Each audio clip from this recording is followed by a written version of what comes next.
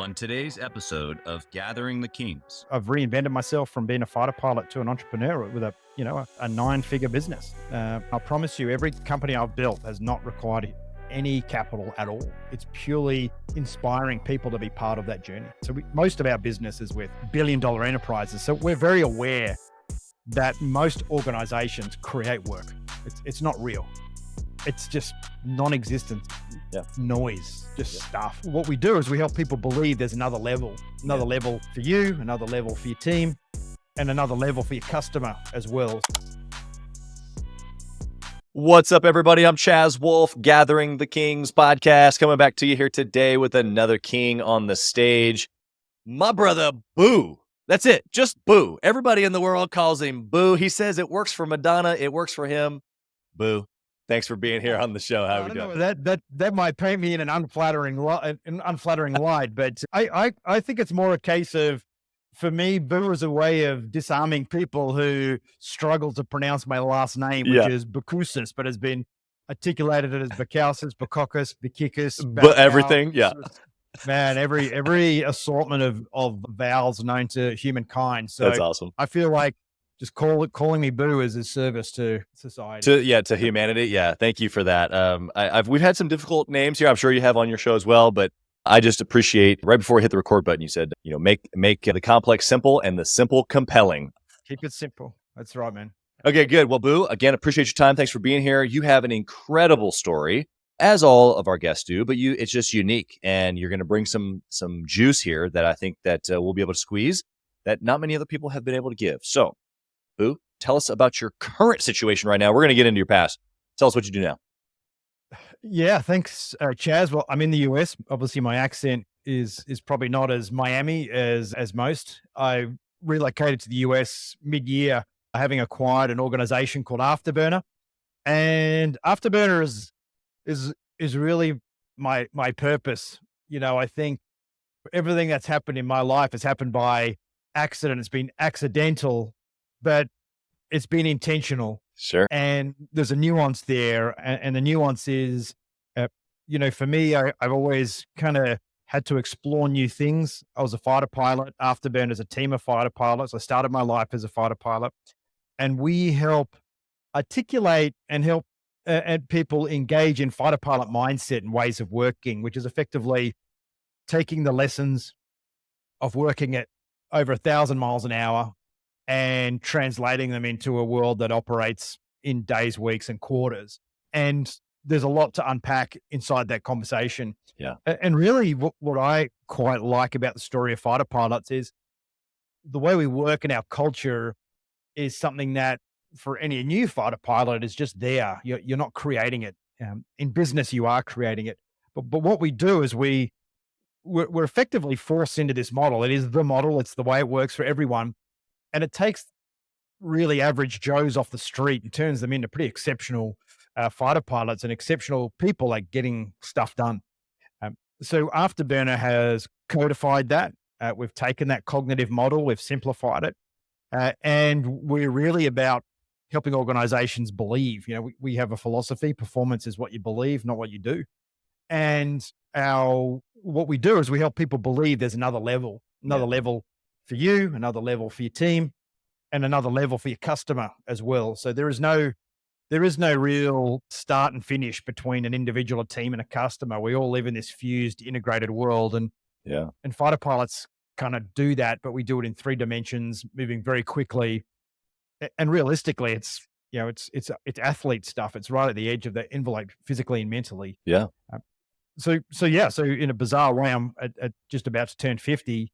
My life has gone full circle from the age of 5, when I first believed I was going to be a fighter pilot, to the age of 50. There's 10x for you right there. Yeah. And still, this belief system is something that is giving to me personally. I find it very satisfying, but more importantly, it's been giving to thousands of companies and millions of people around the world, and genuinely helping them accelerate their journey to whatever it is that good looks like for them. Yeah. It's interesting because I don't think any entrepreneur out there would hear, even if they're not super familiar, hear the phrase fighter pilot and be like, that doesn't sound cool.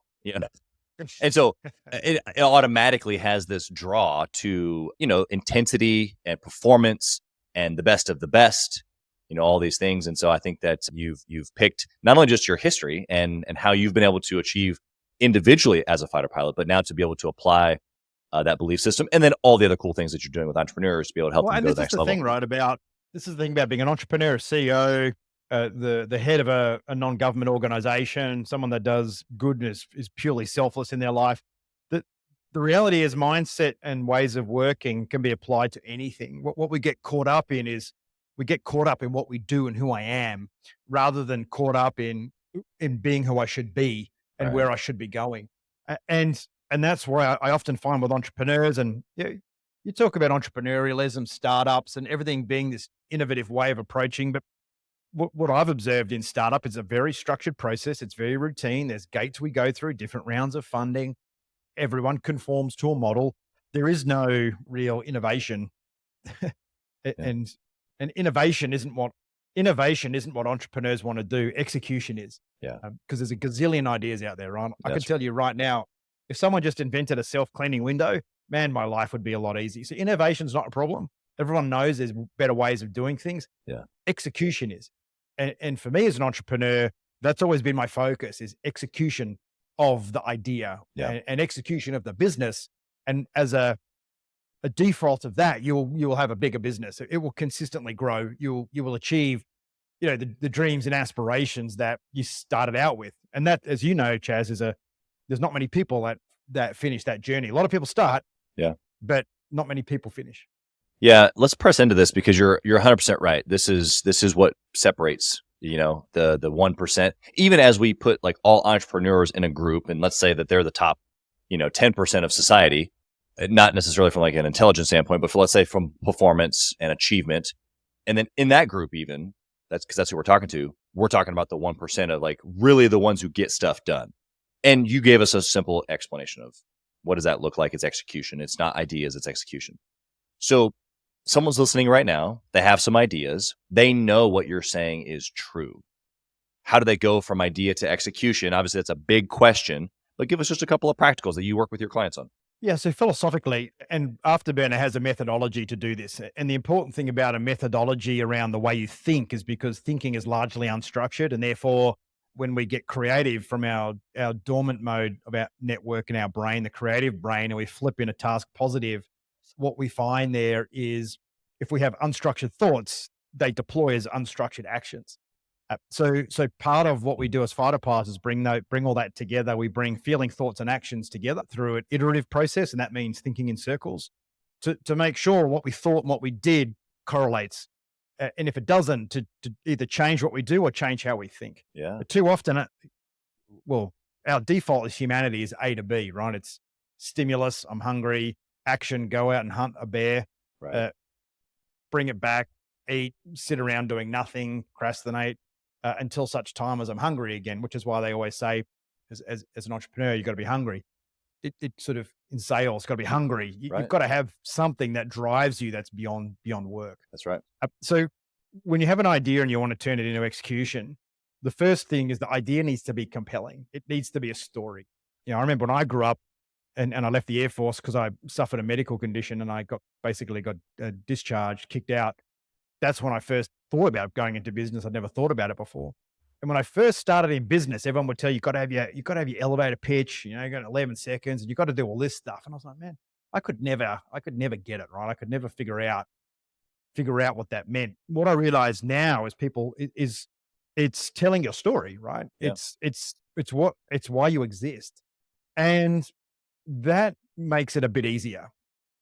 There's multiple parts of your brain, right? So the part of the brain where you create the idea as an entrepreneur is very different to the part of the brain where you try and articulate it, right? And the challenge is when you look at execution is very scientific. It's very numbers and days and measurables and outputs and analytics and metrics, right? A lot of science. Ideas are very creative. Mm-hmm. So somehow we have to cascade from the creative mind to the science mind. So we call it and I just love the way Afterburner did it because they just created a word for it. It's called the high definition destination. So it's a destination but it's not vague. There's detail around it, which is crystal clear. And the simplest way of explaining it would be, if you're a mountain climber, you want to climb a summit. You look at the mountain, you see the summit. I'm going there. That's it. That's my simple idea. Right. You think of the Lord of the Rings. I've got the ring. I've got to go put Aragorn back in his box. That's the story. Yeah, that's it. Like that's the high definition destination. By high definition, it doesn't mean lots of detail.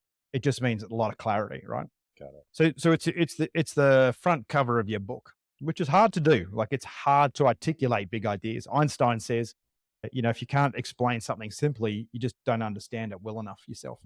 So that's the big part of being an entrepreneur, because the challenge of being an entrepreneur is everyone you get in front of you view them as an opportunity, and you adapt it's human nature. You adapt your product, you change, and all of a sudden you've met 20 people because your friends and family have introduced you because you've got a lot of energy, you're an ideas person. And the next thing you know, you're lost again, right? Yeah. In fact, I had an email drop in my inbox today from a guy called Cole Edwards, a company called Closers.io, really great company.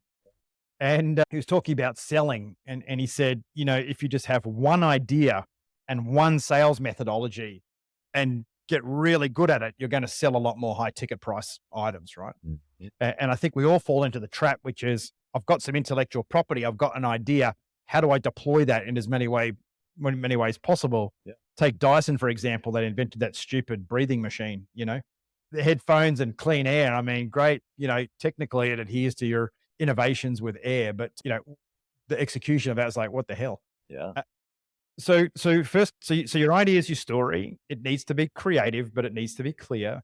And the science of execution is starting with that story each day, asking 4 simple questions. And it's what's my plan? How do I communicate it? How do I execute it? And making time to debrief, reflect on it. We call it plan, brief, execute, debrief. If you're really good at those 4 things, the detail look after themselves. It's a little bit like, it's Christmas time, right? We're recording this. It's around Christmas. It's a little bit like, entrepreneurs often approach decorating a Christmas tree by buying all the decorations, conceptually putting them on a tree, and there's no tree. There's no star. Right. There's just a lot of detail. So if you start with your tree and it's 7 foot, and I know how many decorations now, I know whether I'm going for the classic white, silver, red theme, or I'm going left field. I'm going to go blue, greens, and golds. But the point is, start with the tree. When we talk about plan, brief, execute, debrief, we say plan small, plan often. Briefing is what people understand, not what you say. Execution is staying focused on the plan until it's executed, not to get distracted. And we've been doing this for 27 years. So prior to the digital surge, that was good advice. Now it's imperative. I was going to say, now it's amazing advice. Yeah. I mean, our attention span just gets eroded on a monthly basis. I'm not one of these entrepreneurs that has 100 businesses, I can't believe anyone actually does that. I haven't had any businesses that really failed. I haven't gone bankrupt. I kind of consider myself a slow and steady entrepreneur. So go somewhere where your services are absolutely compelling. So that's your high definition destination. So my first business was humanitarian projects and support in post-war reconstruction. So Afghanistan and Iraq back in 2005. So that was simple. That was the story. So people say, what do you do? We do humanitarian projects. Oh, where? Post-war torn countries. Okay, I kind of get what you do. Mm-hmm. Or most often it was, wow, that sounds dangerous. And it would be, yeah, for you, it's dangerous. For us, we manage that risk because we know what we're doing, and that's what people pay us for, right? Right. And in that first business, this debriefing methodology, it's a subconscious cognitive model. I mean, I learned it as a fighter pilot.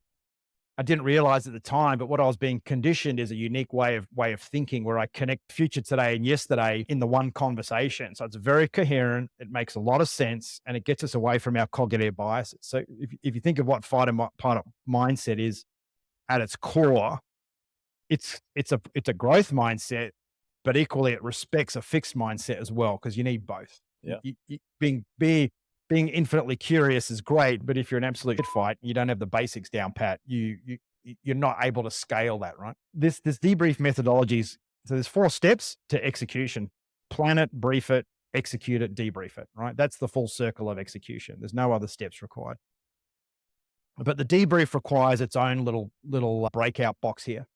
So a debrief is what we'd Afterburner call ORCA, the killer whale's the most intelligent mammal in the animal kingdom, and debriefing's the most intelligent conversation you're ever going to have, even if you're stupid. And I consider myself not far from stupid.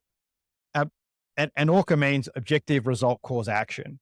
So objective is what you want. So from an entrepreneur, it can be the big idea, it can be capital, it could be I just need someone to help me build a website and I've got no money to do it. And I promise you, every company I've built has not required any capital at all. It's purely inspiring people to be part of that journey. Right. So your objective is what you want. Your result is what's your reality, what's actually happening today.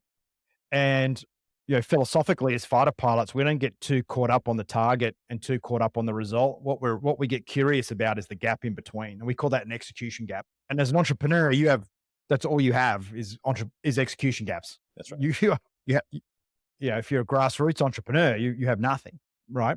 And then you want to have something. So debriefing is your power tool. The C in ORCA, the cause is, what is the cause of the gap? And really the challenge here is getting down to one thing, one cause that equals one action, that equals one person. And then we make a contract with ourselves. And the contract is the last and the most important part of ORCA, which is the A, which is action. What action am I going to? And that action has to be executable now. It can't be my action is to create another plan. Can't be some big package of work. It's one small thing. And as an entrepreneur, it's usually call and ask for that help I keep feeling nervous to ask for. Make some sales calls that I know that I'm going to be challenged and they're probably going to say no. But just do something. But do something that's connected to your intention. Again, so for me, I've never really planned in detail, but I've always been really focused on my intention and doing stuff each day. So when you take that action, what happens is you project back into the future, because that's what actions do. Actions create the future, not plans, not ideas, actions. So if you revisit that conversation again, let's reinforce it here, right? Mm-hmm. The objective is the future that you want. The result is your real world now. The cause is an honest interpretation of why there's a gap. And very importantly, as fighter pilots, we do that as a peer group. So everyone that's involved in executions, involved in the debrief. And then do something, take an action, not 100 actions, 1, 2, maximum of 3. So if you apply that mindset, what eventually happens is you see everything in the world through a lens of gaps. Yep. And that's a really great, not in terms of gaps conceptually, but gaps in terms of reality. And that's a really cool skill to have as an entrepreneur, the ability to identify and execute gaps, because that's really your job. I mean, that's how you're going to make money as an entrepreneur. Yeah.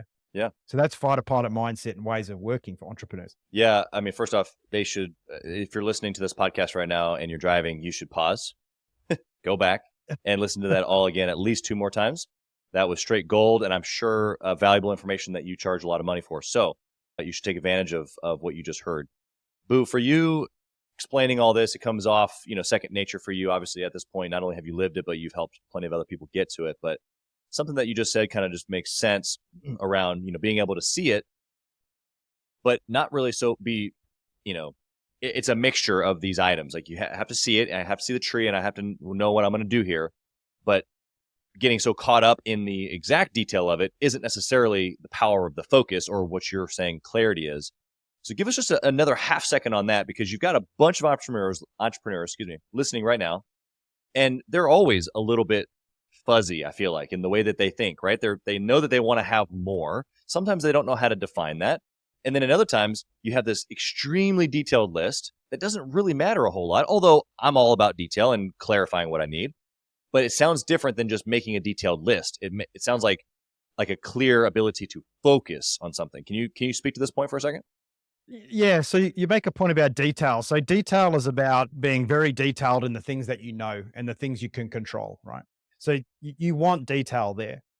In things that don't exist yet, you don't want to overinvest in detail because you don't know. And the problem with trying to put detail around your future is you introduce a whole bunch of biases into the way that you receive the world. We have around 200 cognitive biases, right? That a human way for articulating a very complex system, which is the brain. I would say most people have a familiarity with a couple, like a confirmation bias. Groupthink is probably one that they have. Authority bias. I'm the boss. I'm in charge, and therefore I listen. I do. But that's just 1%. Yeah. I'm fascinated by cognitive biases. I can't remember hardly any of them. I just know they're there, and a conscious bias. How a conscious bias manifests itself to you is an assumption, not doing something that's hard, or in doing the easy stuff. That's where biases tend to service you. They're designed to make life easier. Yep. To survive. Yeah. And that's what debriefing does. It adjusts your biases. So it's this methodology, we call it flawless execution, by the way. This flawless execution methodology it's a bit like yin and yang, right? It's a balance, because I can talk to an entrepreneur and have a conversation about detail and say, you're right, you do need that much detail. And a conversation about being flexible and open and the gist. And you're right, they're both right. Yep. What changes is your circumstances, or what we call your situation. Yep. And we have a term for that, situational awareness. Mm-hmm. And what makes exceptional entrepreneurs. Exceptional entrepreneurs are brilliant at timing. You can be innovative early, and you can be innovative too early, or you can be innovative too late. So every idea has kind of been had, but many of them have not been executed. The way we build a funnel, like the way we build a sales funnel, right? Should be highly detailed. The way we prospect, the channels that we improve awareness around our brand, and the way we convert that in. And rank our leads. So if we've got little time, our situation is that we're in a lot of execution of our product, and we don't have a lot of sales activity, because most businesses have this sine wave, right? They hunt for business, capture the business, get busy executing the business. Oops, I forgot to sell again, and go back into it's the same. Yep. Selling and money is the same as hunting and keeping yourself fed, right? When you're hungry, when you've caught the animal, you're not really hungry and motivated anymore. That's right. It's called the hype curve. So what you find is situational awareness, and entrepreneurs are really good at understanding that now's the right time. Now's the right time to sell this particular product. Now's the right time. But here's the right place to find the community that's going to support me and be my mouthpiece without me having to sell. Here's my advocates, and my advocates are going to scale my business. One of the things I always say to entrepreneurs is, if you're in a hurry, you have to be trusted. The only way you can create time is by creating trust. Trust is the accelerator. Interesting. So situational awareness, two states. You're in low situational awareness or high. And that's what's important, to understand where you are. Because if you have low situational awareness, that's where you want to pull back, slow down, take a breath, put your thinking cap on. And when you have high situational awareness, that's where you want to be making your difficult decisions. That's where you want to be doing your tough execution. And high levels of situational awareness is also a team-based thing. Your team has high situational awareness. Yep. And if you look at it in sport, that's where you'll see a team dominate all of a sudden. They'll call it being in the zone. They call it having sales momentum, where one or two, you'll start to land a couple of sales all of a sudden, and then the team will just latch onto that. And all of a sudden you'll have that momentum, and you'll have this huge run of sales. It's all psychology, and it's all the way our brain works. So as a fighter pilot, because we know we know what it's like to get in low situational awareness, we immediately want to start to create it. Some days you're not going to create it. Your brain fog. It's just a tough day. Like some days you got to know not when to quit, but when to say, I'm just going to go to the pool. I'm going to lie on the towel today. Yeah. But at least go through the effort of try to create situational awareness. The way you create situational awareness is big to small. All right. We call it big to small. So as an entrepreneur, big, what am I trying to achieve here? What's my product? Like what am I trying to do? Yeah. What does a great business look like in 3 years? Cool. Right. That's centered me. So now I'm not chasing down this great opportunity yesterday, which is moving into digital cookie baking. I'm going back to building my app. Right. And most low situational awareness is the result of distraction or overworking or being task saturated. So we have to make that decision and go, right, what am I trying to do? So that cycle starts again. What's my high definition destination? What's my plan right now? What am I going to do? Immediately, I'm going to stop doing the things that aren't adding value. I'm going to stop that. I'm going to stop that distraction. If I made a commitment to somebody else, because I got caught up in the moment. That's what entrepreneurs do. They have a glass of wine, they have a beer, they get all excited with their other friends, and all of a sudden they got 10 new ideas. It's to get on the phone the next day and tell 9 of those 10 people, hey, I'm sorry, I got carried away. I'm not going to do that.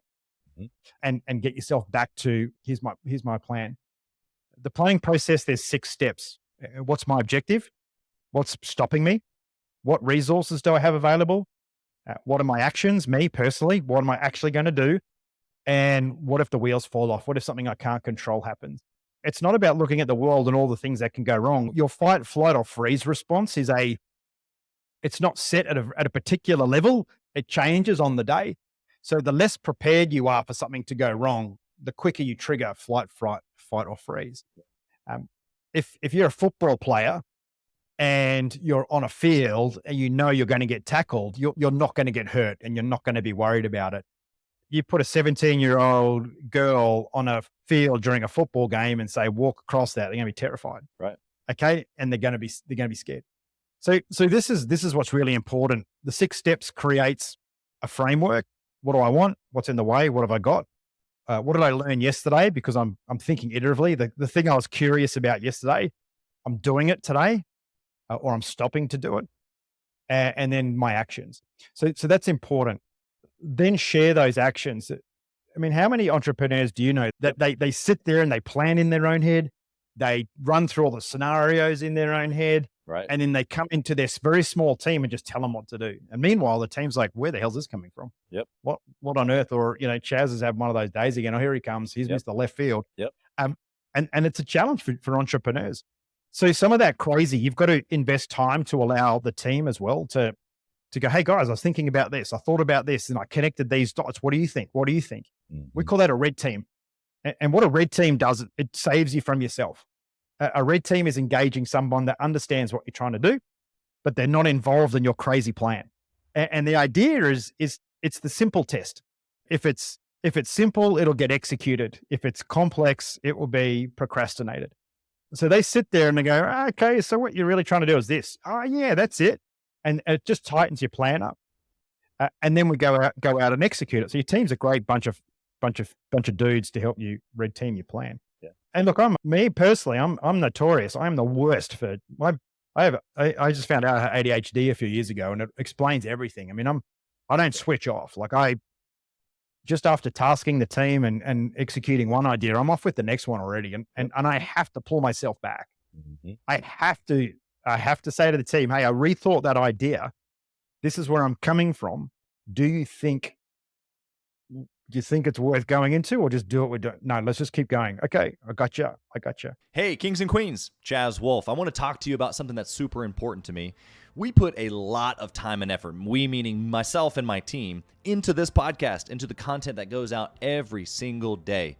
And if you have been getting any sort of value or insight from this, we want it to be able to reach other business owners too. So we would love if you would like, comment, share, leave a review, post, share again, all of the things on social media, on all the different platforms, or even on the podcast mediums of Apple and Spotify. We would love to be able to get our content into more hands, more entrepreneurs, so they can grow their business as quick as possible. Together, we are building a community of like-minded entrepreneurs who are committed to growing their businesses to new heights. So let's do this. Let's help each other.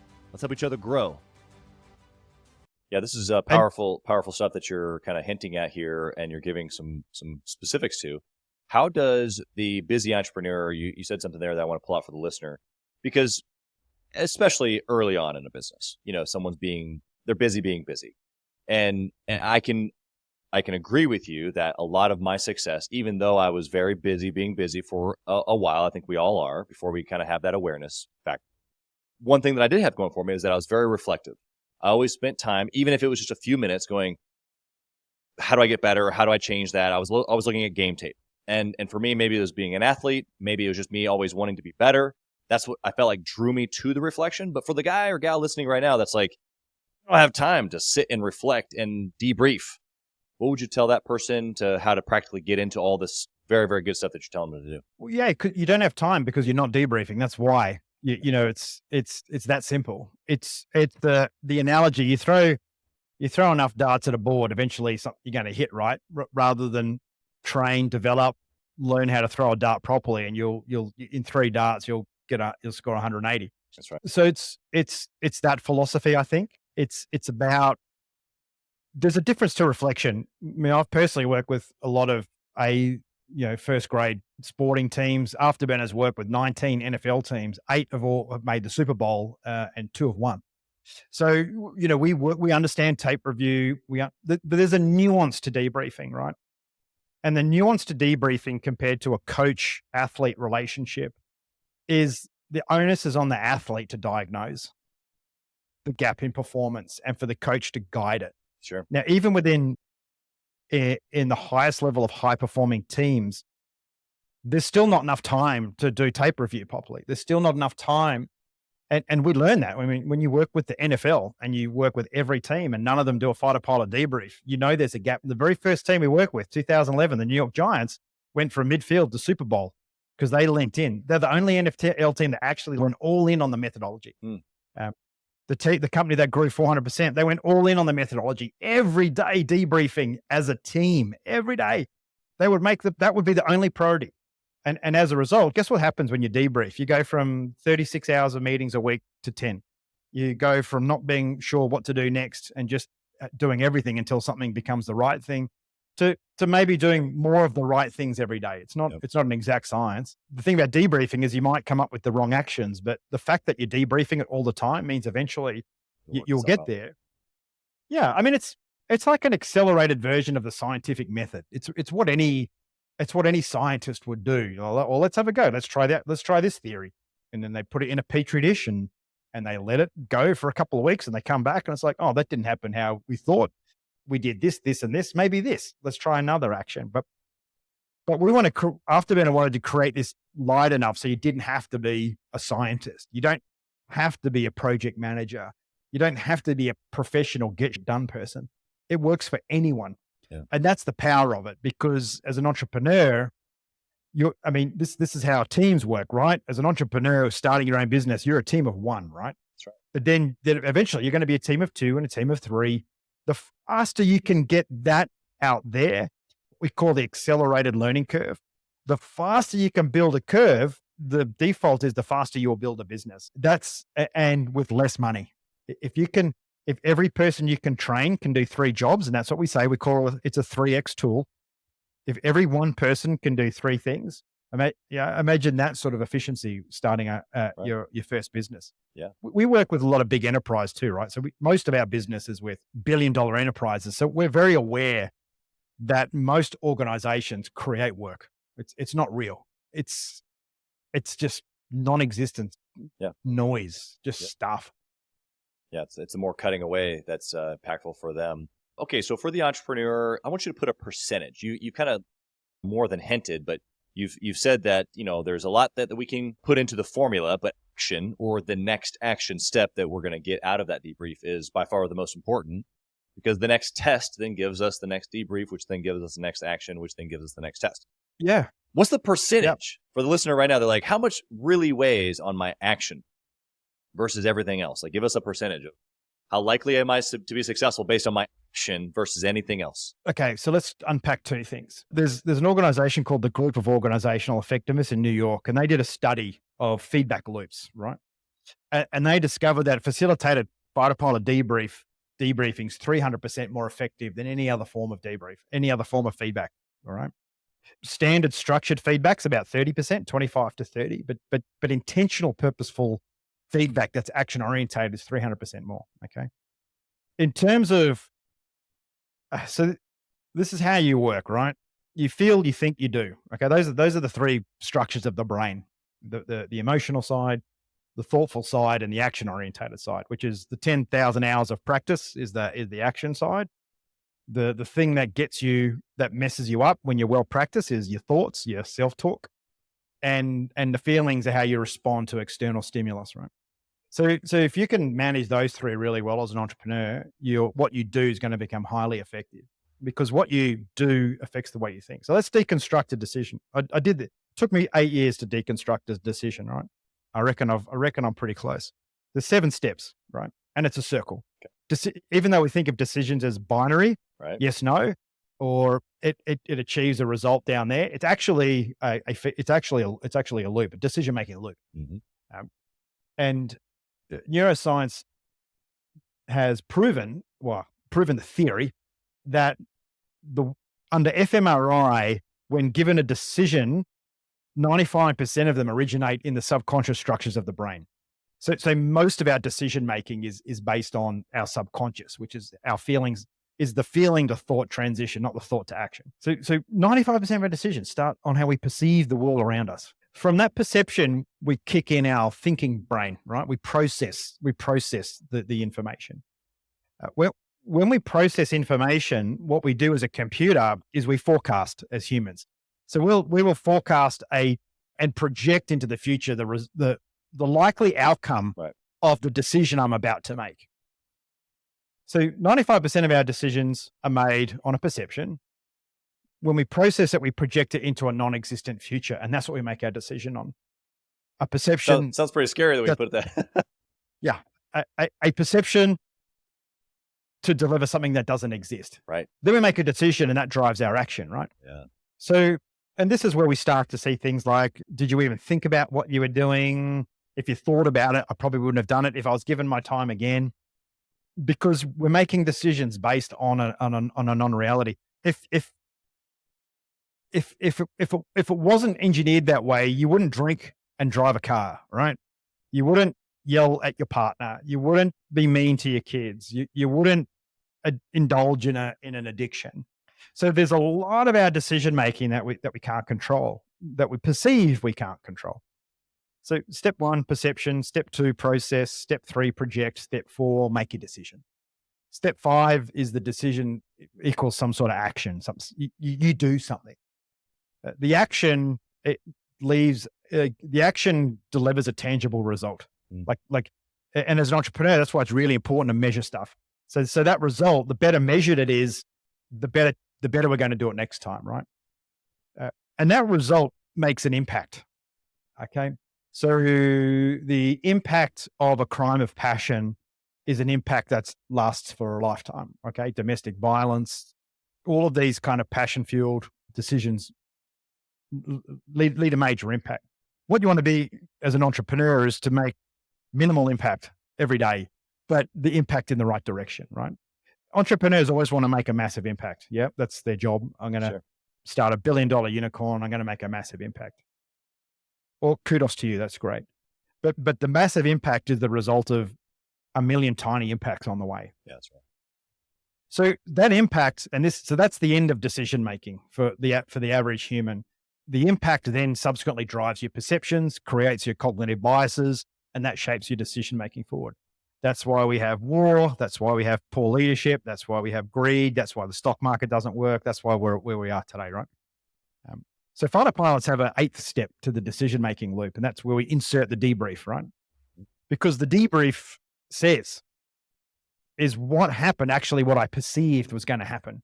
So my objective, which was my perception, thought, and projection, so what I thought was going to happen, relative to the result, what actually happened. And it's there I can start to unpack it a little bit and say, you know what, maybe it was me. Maybe I believe that was the right tactic. Right. But if I read the book, I see that I was wrong, that the 75 years of history actually was correct and I should have done it that way. What I've learned now is the nuance, which is 80% of the time, that's the way. But on today's environment with the cloud and the sun where it was and 4 airplanes and the context, my situation changed. So now I forge a neural pathway, which is to say my perception was based on an environment that wasn't today. Now I've experienced today, I can build a neural pathway between the knowledge, the newness, and act on that tomorrow.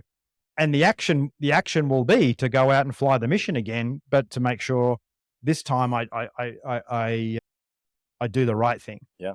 And if you do that twice a day, and we would generally fly 2 missions, what you subsequently experience is the compound growth of curiosity, where every lesson that you learn each day gets to grow again the next day and the next day. Yeah. And I'm not good at math, right? So this is just mathematics here, is if you apply that to a compounding model, you can grow 900 over 900% every year on a compound growth model. That's the power of debriefing right there. Okay. And you're right. Most entrepreneurs don't do it. Yeah, you're 100% right. What do you think that little, you kind of, right after the debrief, it then, you said, gives you the ability to go back out and take another flight, but instead this time you're gonna, XYZ instead.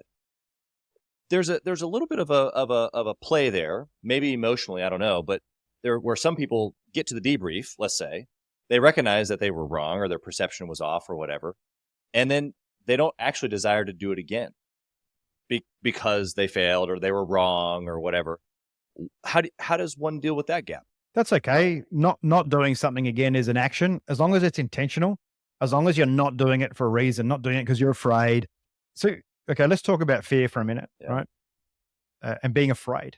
So being afraid and is when we're outside our level of comfort, or I guess what most people call comfort zone, right? Right. If I put you in the fast jet, in the cockpit of an airplane by yourself and said, go fly this airplane and fly a mission, you'd be way outside. You would be afraid. Yeah. You'd be terrified. Okay. I would hope you would be. Unless you have what fighter pilots call NAFOD, no apparent fear of death. So most normal people are afraid of dying, and they're smart, right? So let's deconstruct that for a minute. So I joined the Air Force when I was 19. In Australia, you don't need to have a college degree. So I went straight from school, straight into the Air Force, and flew around 400 missions. Okay. And each one was incrementally a bit more complex than the one before. Along that way, though, they the program's designed to expand your existing comfort zone, to take you from something and add to it. It's not designed to put you outside your comfort zone. And I think people being told to go outside your comfort zone is why we create so much anxiety in the world. Sure. Everyone watches people on Instagram outside your comfort zone, and then people do it. They hurt themselves, they get a fright, and they're terrified. Yeah. Or they speak to a friend that got terrified. Don't go outside your comfort zone. There's no need to. Just keep deliberately expanding your existing one. Now, as a fighter pilot, every now and again, they deliberately put you outside your comfort zone. They put you in a very uncomfortable environment. And the goal there is for you to know that, is for you to trigger and say, I am now outside my comfort zone. I'm going to stop what I'm doing, and I'm going to fly the airplane straight and level in a very safe environment. And I'm going to tell my instructor, knock it off. And that's all they want to see. They're like, great, we'll continue. Let's keep going. And again, because our life depends on it, you're taught all of these little behavioral hacks, right? Yeah.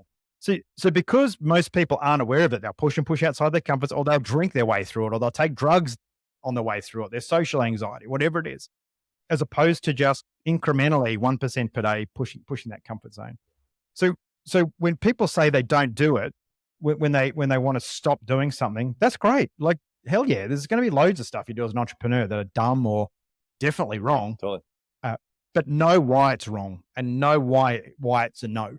And your gut is a really wonderful tool for this. Like, you kind of know deep down whether it's the action that was wrong or the idea, and eventually you'll get to the right action. Yeah. Well, I think that you've given quite the formula actually on data, one, because you're measuring, so that you can actually look at it in the debrief, and the data actually should be able to tell you where that decision maybe went wrong, or what the possibility of the redirect. The data's great. The data's great as long as you have the desired data. For example, if I want to fly my airplane at 10,000 feet, right, and my result is the data's telling me I'm at 9,000, then I know I'm 1,000 foot low and I have to climb.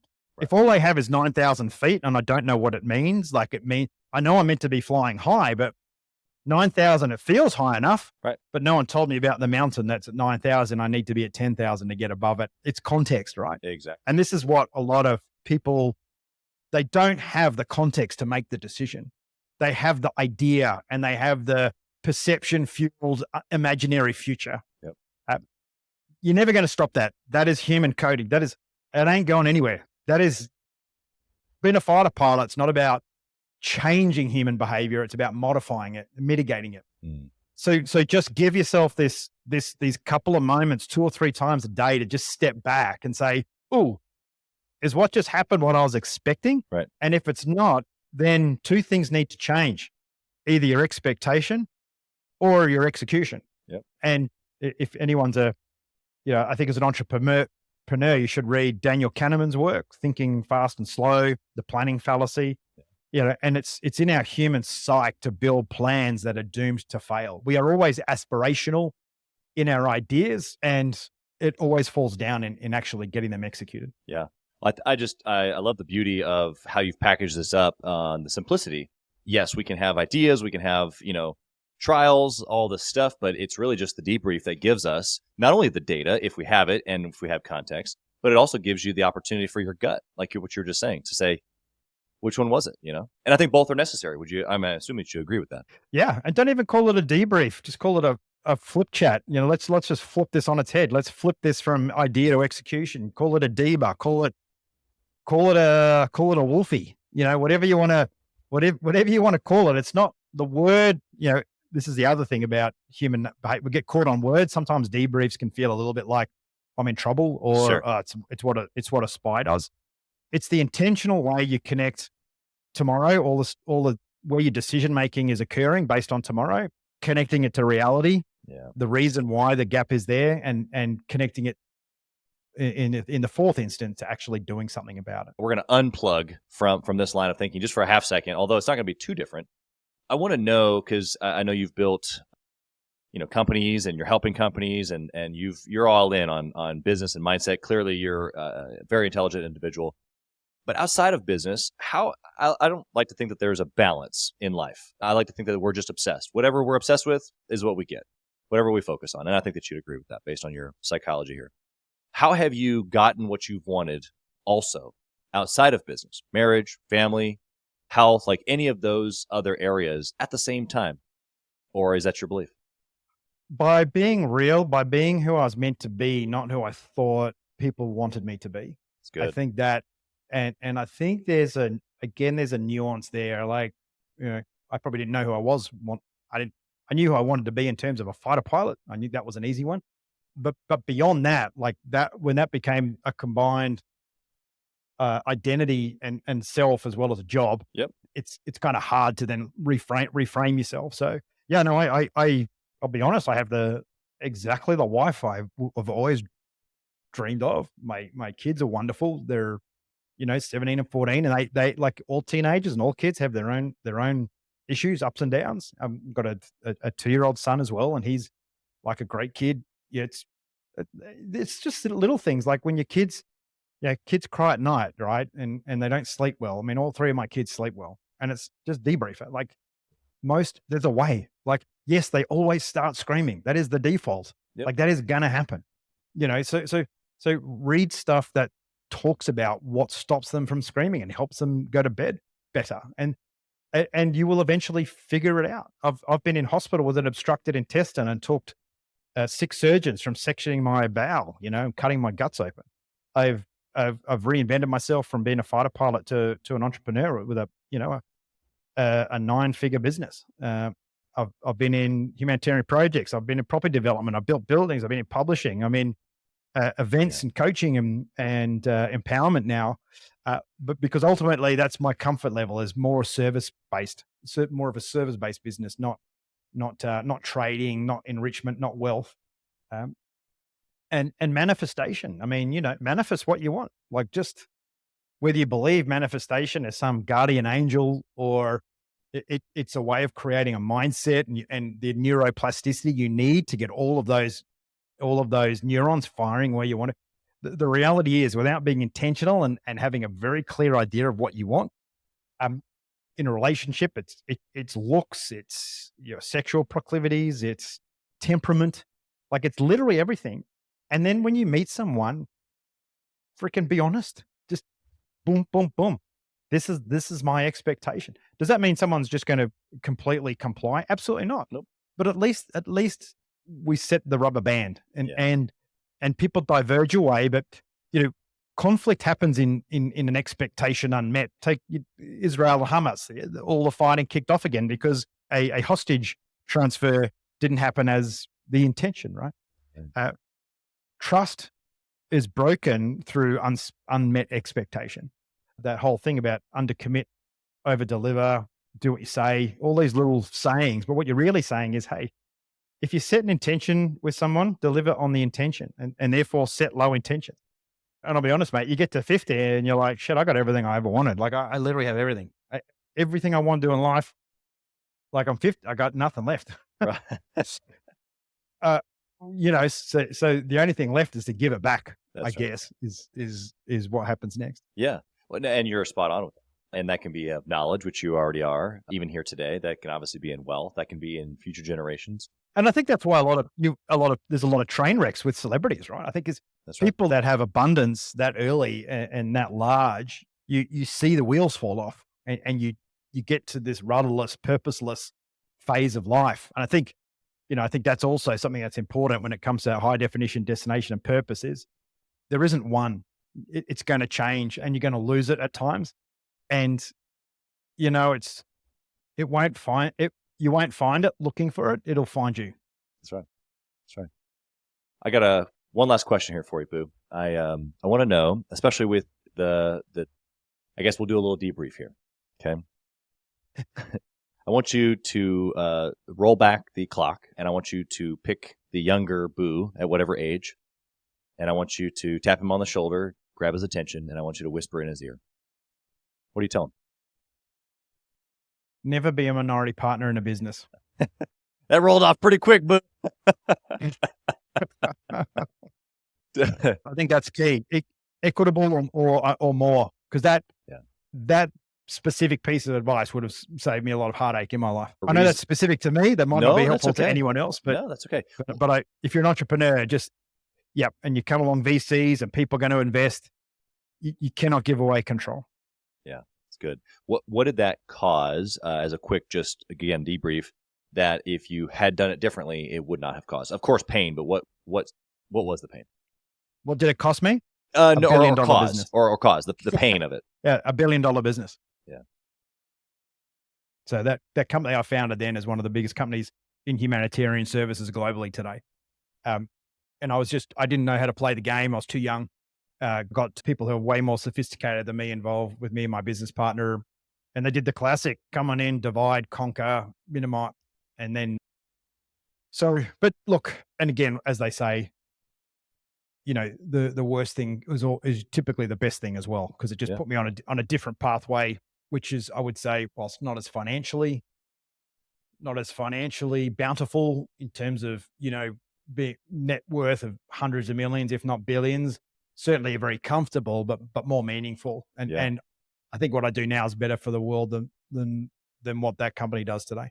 Yeah. Well, I mean, you kind of said it a few minutes ago. You said that this is the work that maybe you were designed for, or that you were meant to bring forth. In my mind, it's if you work in one company. I mean, I had a philosophy even when I was in the Air Force. It's easy to be good and to be an asshole. It's easy to be the best fighter pilot in the squadron and be a prick. That's easy.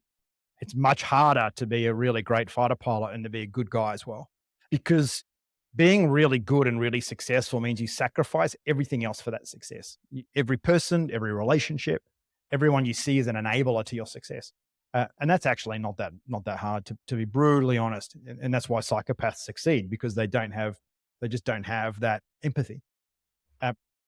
So if you're going to play the good game, so if I can empower leaders of many, many companies to be really successful and very wealthy and do good in the world, that is a much bigger multiplier. And I think that's the destination that the universe has put before me. I mean, my challenge is the company we have now works very large enterprise and we do great work. It's how we take this product and this mindset and deploy it at an SMB level and allow entrepreneurs and others to get the benefit of it. So that's my journey in the next couple of years, as to how do we package this product up in a way that scales even further. Yeah, I love it. Speaking of that package, or working with you, or if someone's just interested in following you, connecting with you, picking your brain, or watching you work further, are there video resources? Is there a website they can find you? Can they reach out to you and work with you directly? How can they reach you? Yeah, so if you're an entrepreneur or a small business, the best place to find me is callmeboo.com. That's my website. That's me. The enterprise, if you're sort of a 50 mil plus, or you feel like the synchronicity of your team, like you're just not getting the full juice from the engine, then afterburner.com is an incredible organization. As I said, I'm just the latest custodian of the brand, and has done amazing things over the year. You wouldn't be wearing Nike Air Jordans right now if it wasn't for Afterburner. We helped that company scale. So there's a lot of organizations and a lot of aspirational brands out there that that think like a fighter pilot and work like a fighter pilot, and they're very successful, very big companies as a result. Yeah, love it. Boo, you've been incredible. Your mind is also that, and we appreciate you sharing some of the nuggets inside, tucked away in there. Appreciate you being here. Blessings to your family and your business, all the entrepreneurs that you're touching in your work. Thank you for being here, sir. Thanks, Chaz, and thanks for having me on the Gathering of the Kings. Appreciate it, mate. Thank you for listening to Gathering the Kings today. I hope that you were able to pull out a few nuggets to go apply into your business right away. More importantly, though, I hope that you're realizing that it takes more to be successful than just being by yourself, doing it all on your own, carrying the weight all by yourself. What I have realized, not only in my own journey from multiple businesses and multiple different industries, and now interviewing over 200 or 300 other very successful 7, 8, and 9-figure business owners, is that it's tough to do it alone. And so Gathering the Kings exists to bring together successful entrepreneurs. In fact, we are putting together 1,000 kings, specifically who are grateful but not done. We're intentionally assembling kings who fight tooth and nail for their business, family, and communities. And here's what we believe, that in the pursuit of excellence in those areas, that it ignites within us the responsibility to govern power and forge a lasting legacy. So if that relates and resonates with you, and you know that you need people around you, sharp, qualified, other very successful business owners, I want you to go to gatheringthekings.com. I want you to take a look at what we're doing and see if it makes sense for you to be part of our pursuit to 1,000 kings. Talk soon.